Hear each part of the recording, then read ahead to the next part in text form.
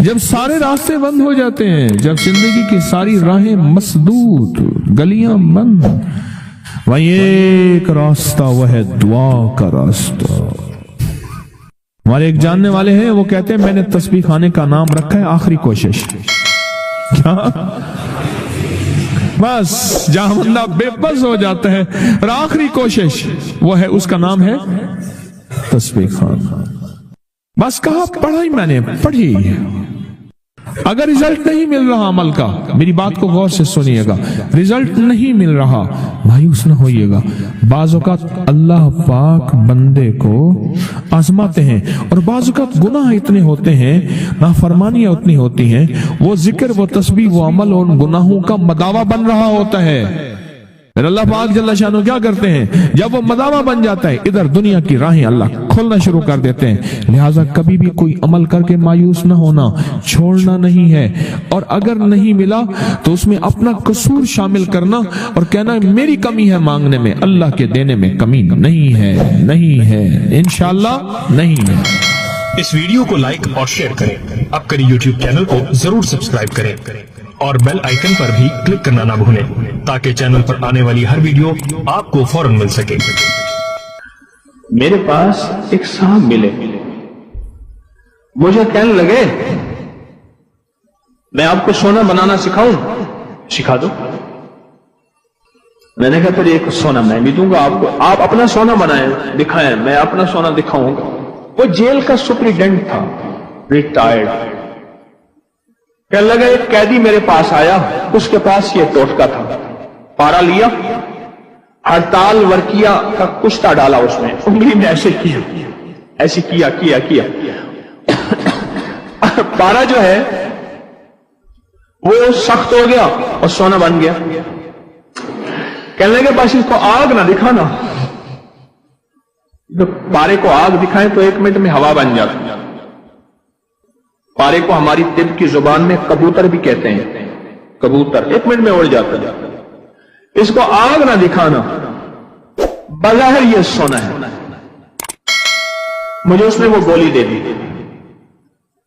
میں نے کہا یہ میرے کام کی نہیں، اپنے پاس رکھ۔ کہنے لگے ٹھیک ہے، میرا سونا تو کام کا نہیں، آپ کا سونا کیا ہے؟ میں نے کہا ہاں میں بتاتا ہوں۔ میں نے کہا جس وقت نماز فجر کے وقت، آپ کو ہی بتا رہا ہوں سونا، جس وقت اذان فجر ہو، اذان، اور مؤذن جب کہے نا الصلاۃ خیر من النوم، الصلاۃ من النوم، اور کوئی شخص اس وقت اگر ایک عمل کر لے، یہ ہے چند لمحوں کا، اور مؤذن کوئی سر والا، کوئی سادہ، زیادہ سے زیادہ آدھا منٹ اور 1 منٹ کا عمل ہے۔ اصل میں مطلوب وہ گھڑی ہے، وہ ساتھ ہے، وہ برکت والی، قبولیت والی، محبوبیت والی، عطاؤں والی ساتھ ہے۔ قدرتی یاد آیا تو عمل بھی یاد آ گیا۔ شاید میں نے آج تک پہلے کبھی یہ نہیں بتایا، ذہن میں نہیں آیا، چھوٹا سا مختصر سا عمل ہے۔ فرمایا کہ اس مختصر سے عمل میں صرف اور صرف 11 بار پڑھ لے یا وہاب،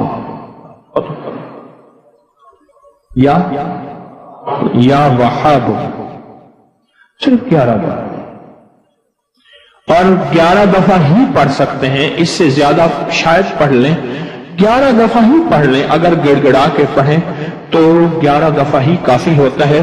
اس کے بعد مؤذن اذان کے اگلے بول کہتا ہے۔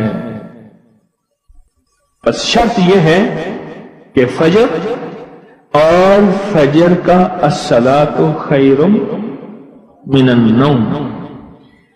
ایک جگہ میں نے یہ بیان کیا، ایک بندہ بیٹھا تھا، کہہ رہا میں مؤذن ہوں، اذان دیتا ہوں، میں کیا کیسے کروں گا؟ اذان کے دوران تو میں نہیں کر سکتا۔ میں نے کہا آپ کے لیے رخصت اور رعایت یہ ہے، یہ اس لیے بیان کر رہا ہوں کہ کوئی مؤذن اگر بیٹھے ہیں اذان دینے والے، یا لائیو پوری دنیا میں یہ میری بات پورے ورلڈ میں سنی جا رہی ہے، وہاں کوئی اذان دینے والے، تو میں نے ان سے عرض کیا آپ کے لیے قضا ہے، سب کے لیے قضا نہیں۔ آپ کے لیے قضا ہے کہ اذان کے بعد الصلاۃ خیر من النوم کہہ کے پھر 11 دفعہ یہ پڑھ لیں، آپ کا عمل ہوگا پورا، اور انشاءاللہ تعالی آپ کو اس کا اجر بھی ملے گا، ثواب بھی ملے گا، اور سونا بھی ملے گا۔ اب اس میں 2 سونے ہیں۔ ظاہر فجر کی اذان سننے کے لیے سونا، سمجھ نہیں آئی؟ بھائی فجر کی اذان وہ سنے گا جو سو نہیں رہا ہوگا۔ سو نہ، ایک تو سونا یہ ہو گیا، اور ایک یا وہاب جو ہے، اے عطا کرنے والے، اے دن دینے والے، ایک اس کی اپنی طاقت اور تاثیر ہے صرف 11 بار میں نے عمل کیا، اور اگر اس عمل کی طاقت اور تاثیر کو 6 آتشاں 2 آتشاں اور 100 گنا کرنا چاہتے ہیں، صرف 11 دفعہ سانس روک کے پڑھ لیں۔ کون سا مشکل ہے؟ پڑھیں بیٹھ کے سانس روک، کتنے سیکنڈ لگے؟ کوئی دم گھوٹا؟ اگر سانس روک کے، اور اگر اس کی طاقت اور تاثیر کو 100 گنا تو کر لیا، 1000 گنا کرنا چاہتے ہیں، یہ بات میری توجہ سے شیخ اور ارائیں ضرور سنیں، اور قدرت کا نظام میرے ارد گرد شیخ اور ارائیں ہیں، اللہ کا نظام دیکھیں۔ اور شیخ بھی کھتری، ہمارے تجمل شمسی صاحب رحمت اللہ علیہ کہتے تھے ہم کھتری شیخ ہیں، کھتریوں میں مسلمان ہوئے ہیں۔ اللہ اکبر۔ تو اگر کوئی 1000 گنا اس کی تاثیر چاہتا ہے، صرف 11 بار کیا پڑھنا ہے؟ کمنگری کا یہ راز تھا، اگر میں قبر میں لے کے چلا جاتا تو بڑا افسوس ہوتا، سچی بات ہے، افسوس بڑا ہو رہا۔ میں نے نیت کی ہے، دعویٰ نہیں، کہ اللہ میرے قبر میں میرے ساتھ جو مجھے موتی ملے ہیں کہیں کہیں سے، جہاں جہاں سے، انسانوں سے یا اس کے علاوہ کسی اور مخلوق سے، یا کتابوں سے، یا بزرگوں سے، یا صلحاء سے، یا اکابر سے، یا اللہ جو موتی مجھے ملے ہیں، یا اللہ میری کفن میں، میرے قبر میں میرے ساتھ نہ جائے، مخلوق کی امانت مخلوق کو دے کے جاؤں۔ اللہ یہ کر دے، دعویٰ تو نہیں کر سکتا، وعدہ بھی نہیں کر سکتا۔ الصلاۃ خیر من النوم۔ ایک جگہ اسٹیشن پہ اترا، بڑی پرانی بات ہے، اسٹیشن کا کھانا لے رہا تھا بڑی احتیاط سے، پتہ نہیں کیسا ہوگا، کس طرح ہوگا۔ رات کا وقت تھا، کوئی غالباً رات کے 2-2:30 بجے ہوں گے اندازہ، فجر سے پہلے کا وقت تھا، بہت پرانی بات ہے، میں سفر کر رہا تھا۔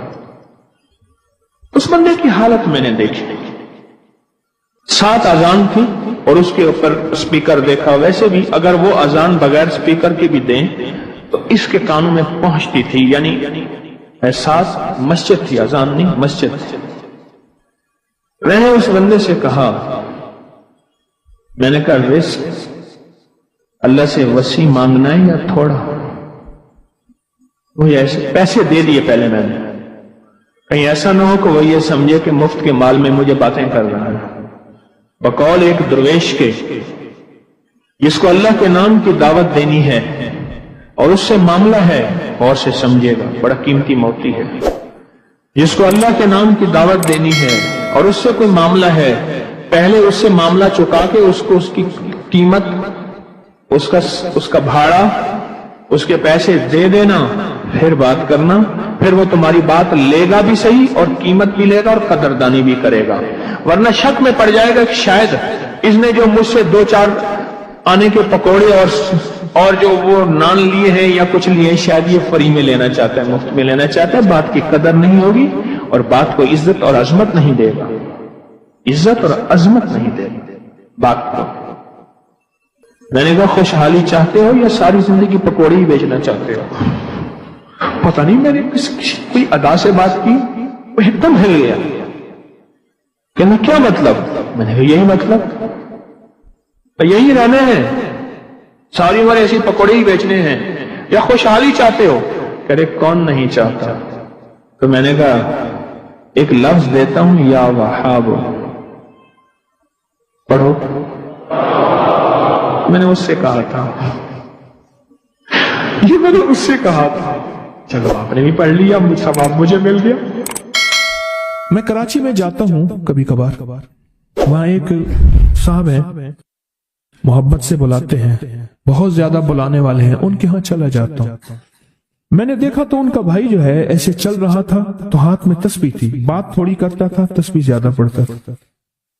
اس کا دبئی میں بہت بڑا کاروبار، جسے کہنا چاہیے بہت بڑا کاروبار دبئی میں۔ چلنے کا گاڑی میں جا رہا تھا، کچھ لوگ آئے، گاڑی کا دروازہ کھولا، بیٹھے، مجھے لے گئے۔ پھر میرے گھر والوں کو مہینوں پتہ نہ چلا، اور اس کے بعد بڑی اذیتوں کے بعد میں چھوٹا۔ اب وہاں بیٹھ کے پھر اللہ ہی تھا تنہائی میں، اور تو کوئی تھا ہی نہیں۔ کہا کہ وہ اللہ سے ذکر کرنے اور باتیں کرنے کی ایسی کوئی مجھے عادت سی پڑ گئی ہے، اب لوگ مجھے کہتے ہیں کہ آپ جیل کی اذیتوں کی وجہ سے خاموش ہو گئے ہیں۔ میں لوگوں کو لاکھ کہتا ہوں، نہیں، وہ مانتے نہیں۔ جیسے نا بندہ کوئی غم کی وجہ سے بعض اوقات اپنا چپ ہو جاتا ہے، وہ کیوں کہتے ہیں؟ اسے چپ لگ گئی ہے، خاموش ہو گیا ہے۔ تاکہ میں لوگوں کو کہتا ہوں، نہیں، میں جیل کی وجہ سے خاموش نہیں ہوں۔ اس قید نے، اس جیل نے میرے اوپر جو آزمائش بھیجی ہے، اس قید نے اور جیل نے میرے اوپر جو آزمائش بھیجی ہے، اور میں پھر وہاں ذکر کا عادی بنا، دعاؤں کا عادی بنا، تسبیح کا عادی بنا، اعمال کا عادی بنا، اور وہ عادت سی پڑ گئی ہے، اور وہ عادت سی ایسی پڑی ہے کہ بس سارا دن اب اسی میں لگا رہتا ہوں، سارا دن اب اسی ذکر میں اور اسی یاد میں لگا رہتا ہوں۔ کہیں ایسا نہ ہو ہم بھی اگر ذکر سے غافل ہوئے، تسبیح سے غافل ہوئے، خدا نہ خاصہ ایسی آزمائش آ جائے اور پھر ہم ذکر اور تسبیح اور اعمال کے عادی بن جائیں، اللہ سے عافیت مانگے۔ اور اگر ہماری زبانوں پہ تسبیح ذکر آ گیا ہے عافیت کے دنوں میں، تو سمجھ لیں یہ اس کی عطا ہے، یہ اس کی نعمت ہے، یہ اس کی کریمی ہے، یہ اس کا فضل ہے۔ اس نے بہت بڑی آزمائش سے پہلے ہمارے اوپر اتنا کرم کر دیا، اس کا بہت بڑا کرم ہے۔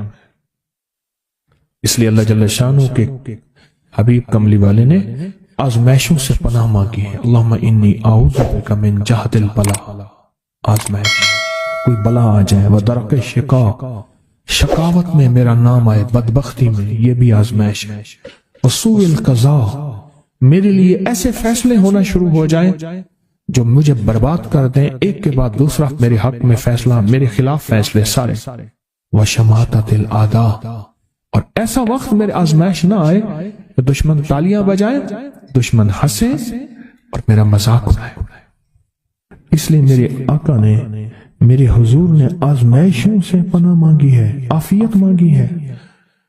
اللہم انی اعوذ بک من زوال نعمتک، اللہ نعمت دی پھر اس کا زوال آ گیا، وتحول عافیت، عافیت دی اور تو نے چھین لی۔ اللہم انی اعوذ بک من زوال نعمتک وتحول عافیتک وفجاءت نقمتک وجمیع سخطک، اے اللہ کو میرے اوپر ایسے حملے ہوں اور سختیاں میرے اوپر شروع ہوں، مولا میں اس سے پناہ مانگتا ہوں۔ میں مانگتا کیا ہوں؟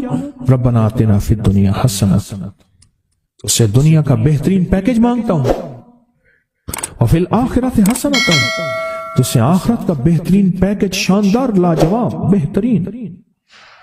ہاں، آزمائشیں، مصیبتیں، تکلیفیں، حوادث، حادثات، ناکامیاں، بیماریاں، پریشانیاں، میں نہیں مانگتا مولا۔ اللہم انی اعوذ بک من الہم والحزن، ہم کہتے ہیں ٹینشن کو، انزائٹی کو، اسٹریس کو، ڈپریشن کو، اندر غم ہے باہر پتہ ہی نہیں، اس کو ہم کہتے ہیں۔ اور حزن کہتے ہیں جس پہ ہائے ہائے ہو۔ اے اللہ میں تجھ سے اندر کا دکھ جو مجھے دیمک کی طرح کھائے، اور باہر کا دکھ جو مجھے تڑپائے، اندر کا دکھ کھائے اور باہر کا دکھ تڑپائے، اے اللہ میں اس سے پناہ مانگتا ہوں۔ ہم والحزن عجز والکسل، ایسا کہ میں عاجز ہو جاؤں یا میرے پر سستی غالب ہو جائے۔ کتنے لوگ ایسے ہیں ان کے اوپر سستی غالب ہے، بہت بڑی مصیبت ہے زندگی کی۔ میرے آقا کملی والے نے اس سے پناہ مانگی، اللہ کے حبیب میرے آقا نے آزمائشوں سے پناہ مانگی۔ اللہم انی اعوذ بک من الفقر والکفر، اے میرا مولا مجھے کفر سے اور فقر سے بچا۔ فقر ایسا، غربت ایسی آئے کہ میرے ذہن میں ہر وقت لوگوں کی جیب پہ نظر، ہر وقت لوگوں کی جیبوں پہ نظر ہو۔ یہ دو وقت میں ہوتا ہے، ذہن نشین رکھیے گا۔ اس فقیر کا تجربہ ہے، ایک جب طمع بڑھ جاتا ہے، لالچ بڑھ جاتی ہے، اس وقت لوگوں کی جیبوں پہ نظر ہوتی ہے۔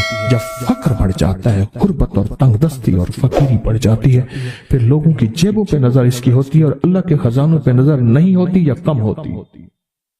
اے میرا مولا مجھے فقر سے بچا اور کفر سے بچا، کہ ایسا وقت نہ آئے میں اپنا دین بیچ بیٹھوں، اپنا ایمان بیچ بیٹھوں۔ ہمارے ایک مخلص تھے عبد الوحید سلیمانی صاحب رحمت اللہ علیہ، کہنے لگے انارکلی میں میرا ایک دوست تھا، تو میں اس دوست کے ساتھ زندگی گزری، پنجاب یونیورسٹی میں اکٹھے پڑھتے تھے۔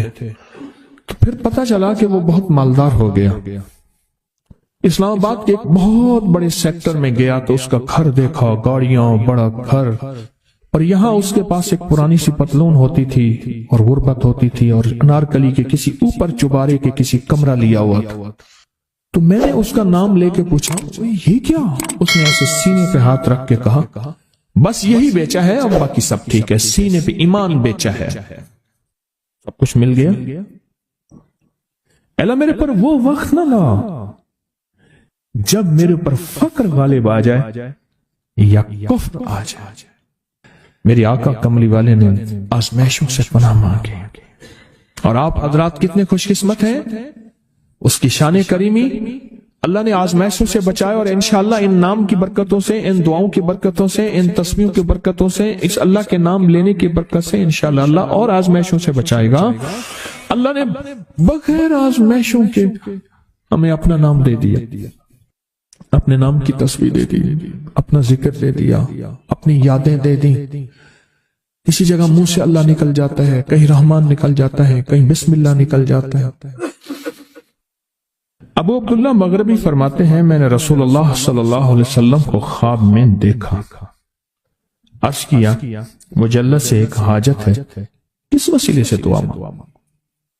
عرض کیا مجھے اللہ سے ایک حاجت ہے، کس وسیلے سے دعا مانگوں؟ کوئی عمل بتا دیں، کوئی وسیلہ بتا دیں آقا۔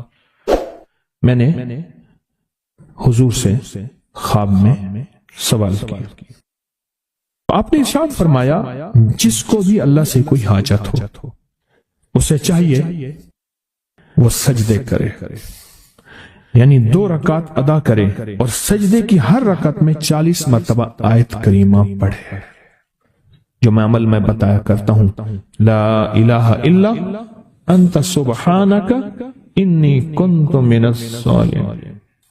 جب بھی کوئی مشکل ہو، الجھن ہو، پریشانی ہو، کوئی تکلیف ہو، کوئی مسئلہ ہو، تو میرے حضور نے فرمایا کہ تو ایسا کر، تو ایسا کر، تو کیا کر، تو نفل پڑھ، ہر رکعت میں سبحان ربی الاعلیٰ کے بعد 40 مرتبہ آیت کریمہ پڑھ، اور پڑھ ایسے ڈوب ڈوب کے، مانگ مانگ کے، گڑ گڑا کے، بھیکاری محتاج سائل اور منگتا بن کے پڑھ۔ اور حدیث میں آیا کہ کوئی مصیبت زدہ اس کو نہیں پڑھتا جس کی مصیبت دور نہیں ہوتی۔ آیت کریمہ کو فرمایا کوئی مصیبت زدہ اگر پڑھ لے اس کی مصیبت دور ہوتی ہے۔ اور ایک اور حدیث میں ہے کہ کبھی ایسا نہیں ہوا کہ کسی مسلمان آدمی نے کسی چیز کے لیے اسے پڑھا ہو اور اس کی دعا قبول نہ ہوئی ہو، اور اس کو ترمذی اور نسائی نے روایت کیا ہے۔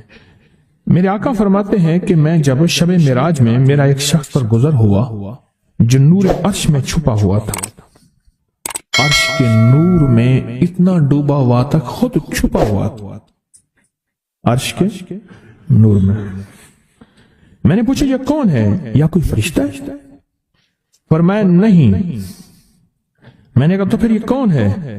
فرمایا ایک انسان ہے، جب دنیا میں تھا تو یاد خدا اسے اس کی زبان پر تر و تازہ رہتی تھی، اس کا دل مسجد میں لگا رہتا تھا، آج اللہ کے حضور یہ نور عرش کے نور میں اتنا ڈوبا ہے کہ خود چھپ گیا۔ دو چیزوں کی وجہ سے، ایک اس کی زبان ہر وقت اللہ کی یاد سے تر و تازہ رہتی تھی، جو دم غافل سو دم کافر، میں نے مرشد سبق پڑھایا ہو۔ حضور کہتے ہیں میں مرشد کے پاس گیا، میں نے کہا حضرت کو نصیحت فرما دیں۔ فرمایا میری نصیحت یہی ہے، جس دم غافل ہوگا سمجھ لے وہ دم تیرا کافر ہے، اور کافر کے معنی اصل ہے انکار کے، وہ تیرا دم اللہ کے ساتھ جڑا ہوا نہیں ہے۔ فرمایا ذکر کرنے والوں کی مثال زندہ کی ہے، اور ذکر نہ کرنے والوں کی مثال مردہ کی ہے۔ حضرت خالد بن ولید نے فرمایا ایک طرف ہزاروں تھے، اور فرمایا مجھے چند دے دیں، تو پوچھا آپ کو چند کیوں دیں؟ کہا وہ سارے مردہ ہیں، وہ کلمہ پڑھنے والے نہیں تھے، وہ سارے مردہ ہیں، مجھے چند کلمہ پڑھنے والے دے دیں، یہ سارے زندہ ہیں، اور یہ غالب آئیں گے، اور یہی ہوا، اور یہ کلمہ